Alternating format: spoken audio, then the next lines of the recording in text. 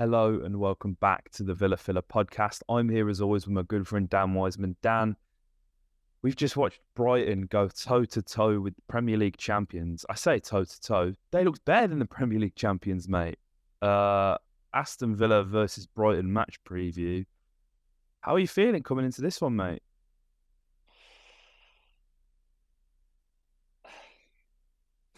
Confident.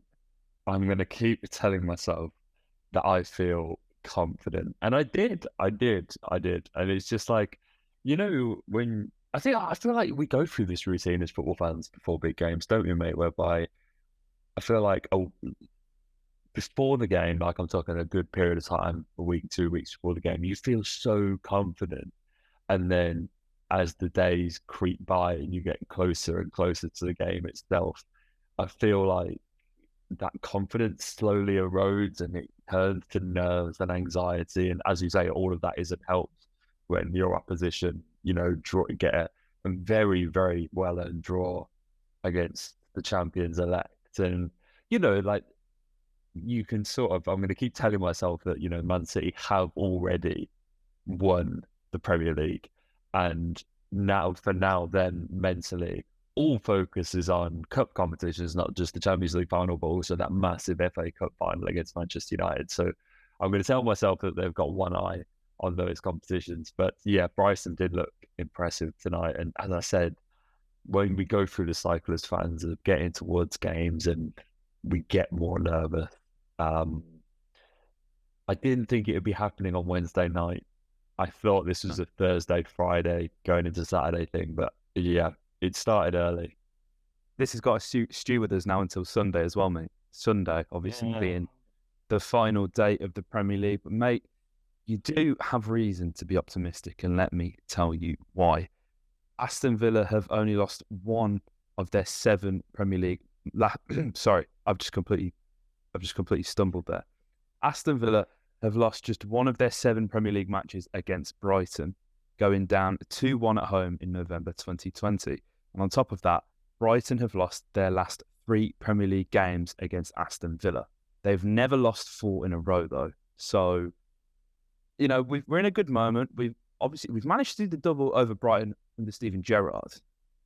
So this is obviously an evolved Brighton. Roberto De Zerbi is a fantastic manager. Pep Guardiola has spent the whole week gushing over him, as he does in his pre-match presses. Pep Guardiola, I must say, absolute masterful manager, of course, that goes without saying. But a really underrated aspect of Pep Guardiola is how he handles the media. His presses are always top-notch. I know you'll have listened to quite a lot of them during your time with the BBC, mate. I spend too much time listening to Pep Guardiola as well at work. He just knows how to speak to the media, and he always does. He does this thing. He's not the only person to do it. Jurgen Klopp does it as well, but he just heaps praise upon praise upon praise upon the opposition, the manager, all this kind of stuff to completely take that pressure off his players. Not that there is often ever any on Manchester City in any case, and totally shift the focus onto whoever Manchester City's opponents are. But it comes from a genuine place with De Zerbi, because De Zerbi has spent some time shadowing Pep in the past as well, and they have a very good relationship, which we've heard a lot about. And when you've got, the messiah of modern day football, Pep Guardiola, singing your praises from the top of the hills, then you know that Roberto De Zerbi is a fantastic manager. And I think like the buzzword for me, mate, with Brighton is energy. They're just relentless. They don't stop, and they're fluid. And even I think what is a testament to Brighton actually, and how much Roberto De Zerbi is managing to get out of these players, is that in recent weeks Dennis Undav has managed to score. So he didn't look like he could buy a goal, and now here he is. He's got Premier League goals under his name. As I say, they're a side that are filled with energy, mate. And although our recent record against Brighton is good, I'm feeling so nervous. I think what makes it worse as well is since before Tottenham, we said I can't remember if I said this on the podcast, but sort of privately, I was saying 6 points of 9 from Spurs, Liverpool, Brighton, and you're guaranteed European football, providing you, because along that way, you obviously have to beat 3 teams around you: Brighton, Liverpool, Spurs, and then you just sort of hope that the results go that way. Spurs are absolutely tragic. We get the win there, and I can genuinely see Leeds beating them on Sunday as well, which obviously goes in our favour. Liverpool, well, now Brighton have lost. 5th is locked up, pretty much. So there's a lot of pressure on us to win this, to make sure that we can get Europa Conference League. And it's all right, for the past few weeks we've been saying, beat Brighton, beat Spurs, and we're there. But now we're there, and as you say, mate, it's kind of come early, and you're like, oh God, are we actually going to get this done? Yeah, it's I think, to sort of turn what I said at the top of the podcast on its head, the draw against City is probably the best possible result.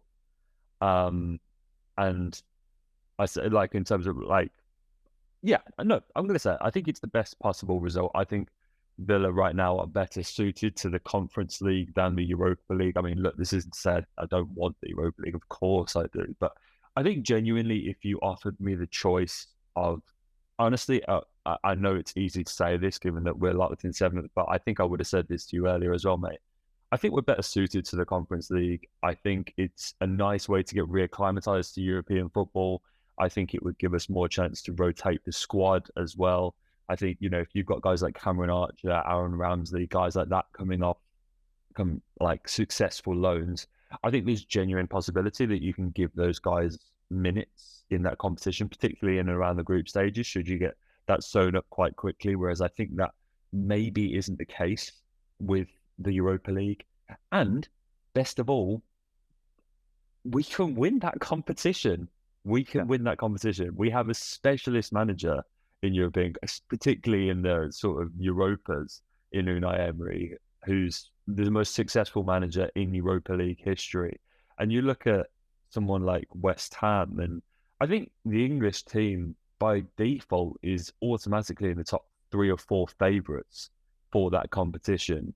And it gives you another mean of qualifying for the Europa League and everything like that. And whilst obviously it's a shame that Europa League isn't on the table, for Brighton, it means that they now can't go anywhere. They effectively have nothing to play for. Europa League football is now confirmed for them. They can't catch Liverpool. As you said, in 5th, mate, they're 4 points after Liverpool, and they are 4 points above us in 7th. And so that's the thing that I think makes this a little bit better for me, is that Brighton come into this and their objective is complete, done, ticked off the list, job well done. You've qualified incredibly for Europa League football.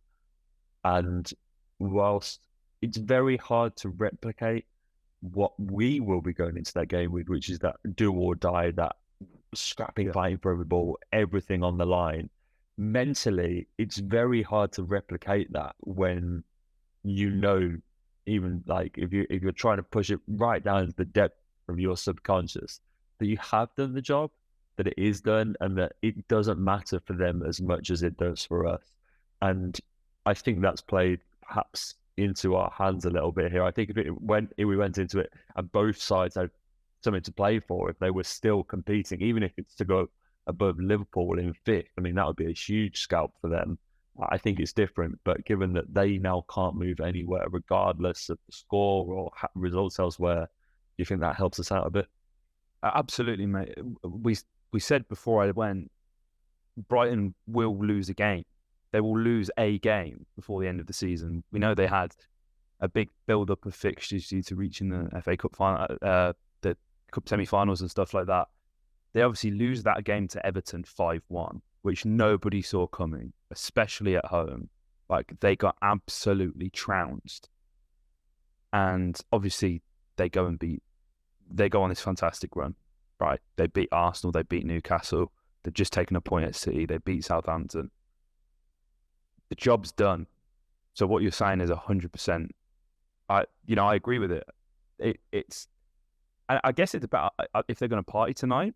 These guys are they going to celebrate? I don't know. Like they're at home, they can easily get out or get the beers and drinks in or whatever. There are a lot of sort of factors that will come to play there, and you're right. I think watching Emery's presser.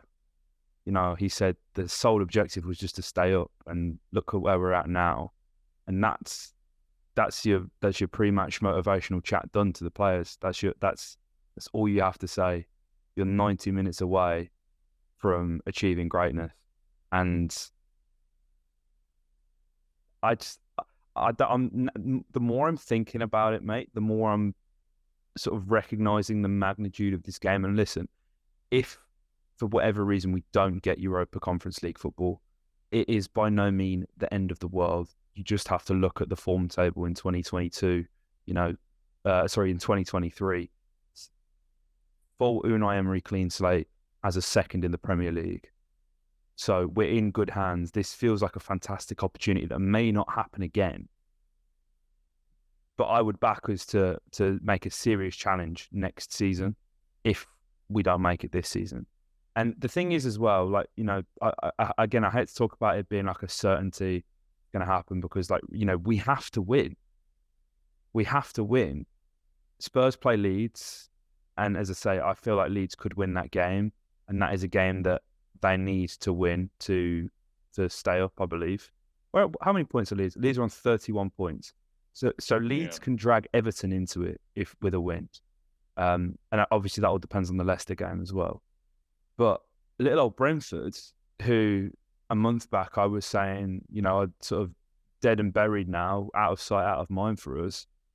A win against Manchester City on the final day, which could happen based on tonight's Man City performance, mate, could have them pip us to the spot. Yeah. There's so many permutations. There's so many ways that this could go out. We saw Dougie posted the other day that he was ill, but then he was at the end of season awards and all this kind of stuff. So who knows what's going on there? I hope he's not spreading illness around to all those people that paid a lot of money to go to that event. But then you've got Moreno obviously injured himself. Who else? There was someone else. I feel like I'm missing an injury there. But we're sort of essentially a few players out from our strongest 11 there. And as I say, Brighton are very good. And like, you look at the team that played tonight, mate. You look at that Brighton 11. Okay, I've just pulled it up right here.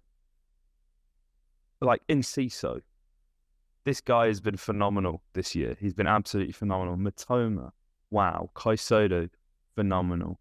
Estupinian, wow. Billy Gilmore seems to have really grown into it a bit more, coming into 2023. Leading the line with Danny Welbeck. We all know Welle loves a goal against the Villa. They brought on Alexis McAllister. He was on the bench. So you may look at, people may have looked at that side and gone, oh, Van Heck, I don't know. Wanwante, again, Welbeck, oh, I don't know. But like, they got the job done today. But as you said, mate, hopefully the mentality is now we're done, and let's party and let's enjoy this, and hopefully Villa can take advantage of that if that's the case. If I expect nothing less than 110% from every single Aston Villa player on Sunday. Anything else is unacceptable, mate, because we have to be better than our best to really, you said it yourself, mate, the other week. It's in our hands. We can't rely on anyone else at this point. And if we can't get the job done, then we don't deserve it. Yep. No, you're absolutely right, mate. You're absolutely right. This is a game where, and I have faith in that. Do you know what I mean? Like, are we six unbeaten at home? Clean sheets in like 5 of those games. Our home form has been impeccable, and this is kind of why, like, I have a bit of, and look, I'm sat here very biased as a Villa fan, but this is kind of why, like, I feel like Unai and De Zerbi, and this is why it's a shame that this game that means so much, because otherwise it would be a really nice game between two sides that I think have been put on a lot of parallels this year in terms of we took on new managers and the job that those two managers had done. And when you talk about the manager of the year conversation, the season, sorry, I feel like De Zerbi and Emery are put in the same bracket, and it's like you kind of have one of the two out of those, and then the rest sort of fitting around them. And to be honest, I actually think that's a little bit unfair on Unai Emery, because it's very easy to forget that Brighton were fourth when De Zerbi took the job. They were in the Champions League places. Admittedly, I think we played 11, 13 games, something like that. But almost a third of the way through the season. And we sort of have this thing where Brighton have been on this cusp for a while now. I think they have more experience than us in competing at this end of the table. Prior to this season, basically, the job has been survival. It was when we came up. The second season was a little better, but it was still sort of lower to mid-table, really. And then obviously Gerrard comes in last season, and we finished above the relegation zone. But this is the first season really where we've been competing for this kind of in these kind of conversations. Brighton have been in the ascendancy for a little while now, and as you say, that they've achieved that objective. And what Unai's done has in making Villa Park this place where we go to so many games and we are confident. I went to the Spurs game and I was pretty set that we were going to win. I don't know why. I just had this sort of feeling, and we did. I felt really confident going into that game. And I had that same feeling up until about 2 days ago. But I sort of have this thing where I look at Brighton's ability to sort of rotate and bring in those players, as you say. It'd be interesting to see what kind of game they go with. I think the McAllister thing, I'm guessing he's benched because of a potential, there's been a lot of rumours that he's already agreed terms with Liverpool. Yeah, that's true. So I don't know whether he'll start, whether that's a continuation, but as I say, Enciso's come in and played brilliantly. I think this is going to be one of those games where we explode out the traps, mate. We did it against Spurs, a goal inside 10 minutes. This Villa side do such a good job. There's a really good interview with John McGinn sort of earlier this week where he said Unai Emery was obsessed with winning this game. That's a quote. And I just think the amount of time that Unai's had to prepare for this game compared to De Zerbi, who's had to prepare for, the small matter of probably the best tactical setup in world football right now in Manchester City. He'd had that going on in between. Unai's had the whole week. De Zerbi's now got a turnaround of 2 or 3 days to prepare for this game. I think we have to be confident going into this one. It's our job as fans. We can't make Villa Park a nervy, shaky place. You know what I mean? We have to have it rocking. And I know that we will, but we have to go into this game with confidence, because that'll make it a better atmosphere for the players to play in. You're not wrong, man. You're not wrong. And again, more reason for you and us to feel confident, mate. Brighton have lost their final league game in 3 of the last 5 Premier League seasons. So hopefully that tradition can continue. But on the flip side of that, Brighton have only failed to score in 1 of their last 18 Premier League away games, which was a 2-0 loss to Brentford. So we know they're good for a goal. We know, whilst we've kept things pretty tight under Emery, we are prone to conceding the odd goal or two. And I think with emotions running high, as you alluded to earlier, mate, this is going to be I'm going to get my prediction in early. This is going to be like a 3-3. This is going to be a high-scoring affair. This is going to be... It's going to be frantic in parts, but controlled in others. It's going to be an emotional affair, and I think there will be a lot of goals because there is a lot riding on this for us. But I also don't think you can discount Brighton's quality. Jacob Ramsey, though, it's his birthday on Sunday. Turns 22. He's just won the Premier League's Academy Player of the Year, or whatever the fuck that award is. I'm sorry, I've never heard of that in my life. Why has he just won it now when he has been playing for 3 seasons? The previous winners, though, were quite impressive. I've never heard of this award, but then you saw who'd won it before, and I was like, oh, okay, maybe I'm not giving this award enough credit. Marcus Rashford won it in 2020. I'm sure he'd been playing for about 3 years before that. That's crazy. It's I And it suppose it's an was award, mate. yeah. Trent, Rashford, Mount, Saka, and now JJ. I mean, that's We'll take it. pretty good. Yeah. He's in good company there for sure. He is in good company. So obviously he's going to turn 22, mate. And I believe, so I have it up here. This blew my mind.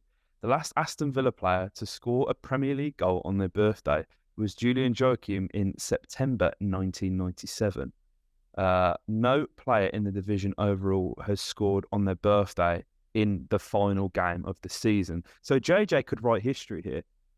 He could put his name in the history books forever. He could be the first player to score on his birthday, which is also on the final day of the Premier League season. And do you know what? I think I'd back that because he's been in great form recently. What a goal he scored against Liverpool as well, mate. It was vintage back post Trez. It really was. The thing is, goals like that, you can't, like, you can coach the positioning, but the finishing, that's natural. That is instinctive. That is so in the moment. And that's what I loved so much about that goal. The ball in from Dougie, absolutely phenomenal as well. And as I say, you can coach the scenario, but the execution, like the way he hits the ball, the way he beats Alisson with that goal, absolutely phenomenal. I don't know, man. I'm worried. I am still worried. That will be instead. Like you though, mate. You know, you said that, you know, you felt going into the Spurs game that we'd win. I felt that with most games, but this is the one. I think, you know, this is the pressure. This is the bottleneck moment. This is the game that has the potential to seriously change the trajectory of where we're going and make us get there a lot quicker. I found a tweet. You know, we spoke about it about a month ago, mate, when the Europa League was potentially on. And I mentioned the pots and the seeds and who you could get. Yeah. I found a similar thing for the Europa Conference League. It would have Villa in as top seed in pot 3, right? Pot 1 consists of Juventus, who you would fancy as tournament favourites despite everything going on. Club Brugge, Slavia Prague, Basel, AZ Alkmaar, Ghent, Lask and Dynamo Kiev. Pot 2, Fenerbahce, Lille, CFR, Cluj, Partizan Belgrade, PAOK, Maccabi, Wolfsburg, Victoria Pleasant, then obviously pot 3, us, Bodo Glimt, Lech Poznan, Sparta Praha, Astana, HJ Ked Helsinki, AEK Athens, and Flora Tallinn from Estonia. And then pot 4, Shamrock Rovers. That would be phenomenal. That would be really. If you had to get one of the local ones, that would be great. The New Saints, Olympia, Ljubljana. I've completely butchered that. Lincoln Red Imps, Aberdeen, and a few other teams that I'm so sorry to the Swedish and the Serbians and the whoever else of the world, but I would completely butcher it, so I'm not going to. You would really fancy Villa to get the Europa Conference League done, and I think that's what I'd haste. I'm knocking on wood. I'm doing everything. Like, I've got everything crossed because I don't want to talk about things that aren't going to happen or may not happen or whatever. But I'm looking at that, and I really fancy it. I really fancy us. I think we'd even beat Juventus. I've seen him. I've seen him in the flesh. They're shit. They're fucking awful. Like, we could legitimately win this competition. I'm not carried away. The only caveat is this is. I was thinking this the other day. I was like, what's the most Villa scenario possible? Is that we get the Europa Conference League, which is a playoff spot, I believe. Yeah, I believe it goes. Yeah, and we lose in the playoff. I was like, no, to be fair, that's the most Villa situation. And so yeah, at least that has us winning in this game for now. But no, that's what I mean, mate. That's what I mean. I mean, look at West Ham. Like, if I'm right, I saw some comments the other day in some of the videos that I was doing. It was like, the Conference League it's beneath us. Like, we need to go up Europa League. I was like, actually, if you look at the league table at the time, the Conference League was literally above us. Like, if the Conference League was below us, we'd be sat in fifth or sixth right now. This is a great. Look at those scenes in the West Ham dressing room the other day. Like Yeah. after that game, like look at going to a European final, playing a team like Fiorentina. Like it's just the stuff of dreams, man. It's the stuff of dreams. Like forever and a day, this season will be looked back on in West Ham history as a crazy, like by fans, it will be looked back regardless of their relegation flight as a success in 10, 20 years' time. Like no one will remember the fact that they were scrapping relegation. Everyone will remember the fact that I saw my team in a European final. I think it's in Prague against Fiorentina. Like, come on, Yeah. that's a dream. That's an absolute dream.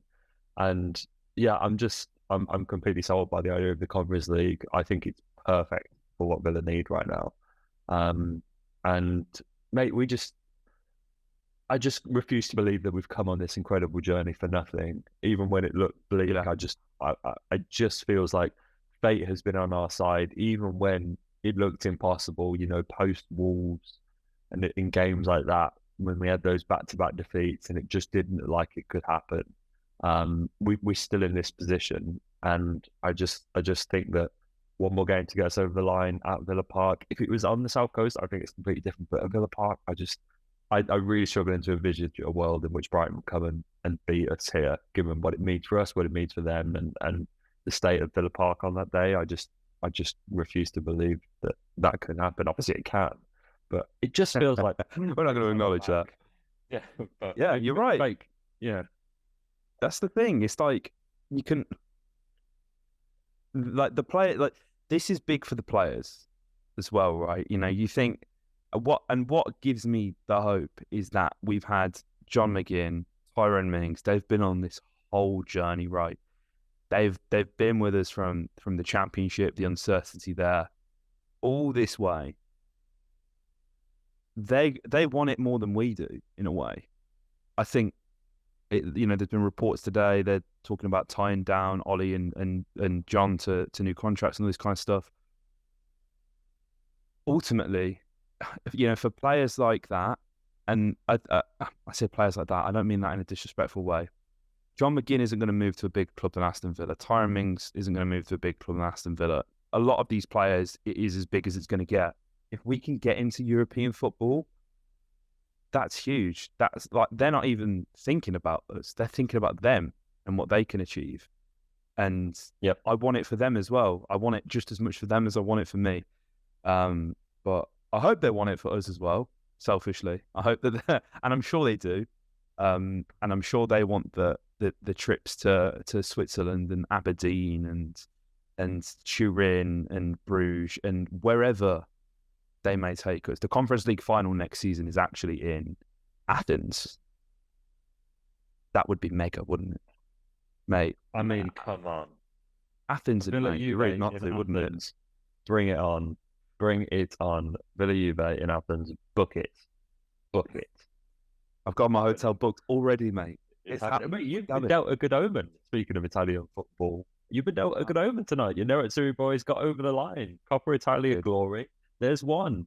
Your weekly Man City, watch out. Is 50% there. There you go, mate. So there we go. Fate is clearly on our side. You've got one glory already to your name this week.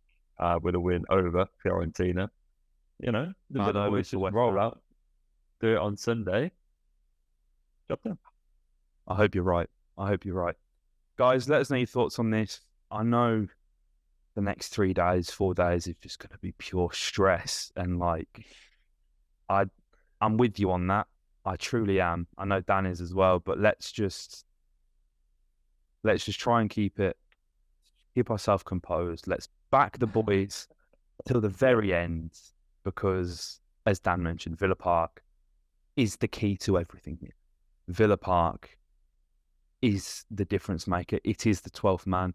We are going to carry them over the line, and hopefully the next time, final post-match reaction podcast, we're talking about the possibility of a European tour. Fingers crossed, knock on wood. Oh, man, I feel sick just saying that. But guys, if you've enjoyed, hit a like, comment your thoughts below, and subscribe for more content. Up the Villa.